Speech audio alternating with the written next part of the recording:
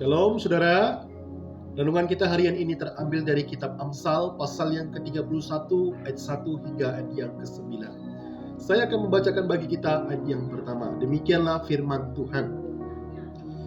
Inilah perkataan Lemuel, raja Masa yang diajarkan ibunya kepadanya. Bapak Ibu Saudara, dalam kitab Amsal khususnya pasal yang ke-31 ayat 1 hingga ayat yang ke-9 ini, itu tidak memberikan keterangan yang eksplisit mengenai siapa itu Lemuel. Demikian juga dengan ibu yang memberikan pengajaran di dalam perikop ini. Hanya ada sedikit keterangan mengenai Lemuel, yaitu dia adalah seorang raja. Ada penafsir yang mengatakan bahwa Lemuel ini adalah Raja Salomo, dan Lemuel ini adalah panggilan khusus dari ibunya yang diberikan kepadanya. Nah, Bapak Ibu Saudara, terlepas dari tafsiran yang ada, bagi saya nasihat dari ibu Lemuel ini sangat penting, khususnya bagi seorang pemimpin.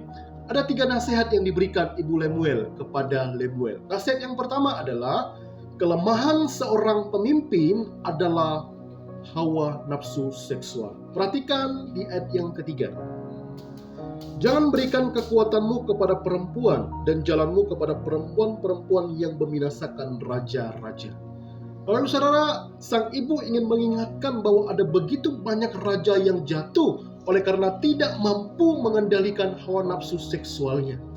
Ia berharap agar anaknya tidak meletakkan kekuatannya pada perempuan, karena itu akan menjadi kelemahan baginya. Nah, Bapak Ibu Saudara, hati-hati dengan kelemahan kita terhadap dosa seksual. Banyak pemimpin yang hebat jatuh bergelimpangan oleh karena tidak mampu mengendalikan hawa nafsu seksualnya. Nah, Bapak Ibu Saudara, harus kita akui secara jujur juga bahwa kita pun rentan dan tidak kebal dengan dosa ini. Oleh sebab itu, hati-hati. Di dalam kitab Galatia pasal yang kelima mengajarkan bahwa hidup yang diperbudak oleh hawa nafsu seksual adalah sama dengan menyerahkan kendali pada keinginan daging yang membinasakan, bukan pada pimpinan roh. Kemudian nasihat yang kedua adalah bahaya kecanduan alkohol. Di dalam ayat yang keempat hingga ayat yang ketujuh. Nah, Bapak Ibu Saudara, pada prinsipnya anggur ini minuman untuk kesehatan tubuh jika dikonsumsi dengan cukup.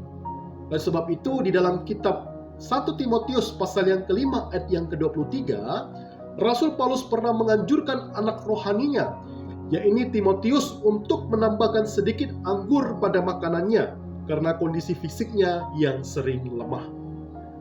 Jadi, minuman anggur itu pada prinsipnya diperbolehkan, namun tidak boleh dikonsumsi secara berlebihan, karena itu akan membuat mabuk dan hilang kesadaran.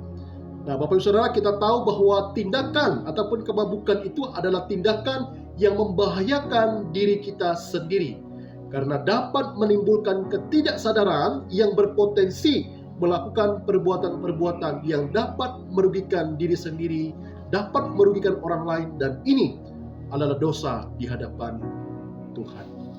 Kemudian nasihat yang ketiga adalah adil terhadap yang tertindas.